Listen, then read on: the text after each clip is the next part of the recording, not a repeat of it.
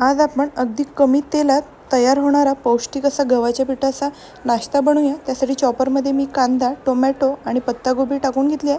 त्याला चॉपरमध्ये छान चॉप करून घ्यायचं आहे। त्यानंतर कोथिंबीर टाकूयात, परत एकदा व्यवस्थित चॉप करून घेऊयात आणि हे सगळं एका बाउलमध्ये काढून घ्यायचं आहे। त्यानंतर 1 चम्मच बेसन आणि गव्हाचं पीठ टाकून मिक्स करूया। त्यानंतर ओवा, पांढरे तीळ, जिरे, हळद आणि तिखट टाकून घ्या। परत एकदा मिक्स करून थोडं थोडं पाणी टाकून आपल्याला असं एक बॅटर तयार करून घ्यायचं आहे आणि त्यानंतर चवीपुरतं मीठ टाकू, परत व्यवस्थित मिक्स करून घ्यायचं आहे। तवासुद्धा छान तापला आहे, त्यावर थोडंसं तेल टाकूया आणि हे बॅटर व्यवस्थित स्प्रेड करून घेऊयात आणि आलटून पालटून दोन्ही साईडनी छान भाजून घ्यायचं आहे। मस्त असा आपला पौष्टिक असा चिला तयार झालेला आहे।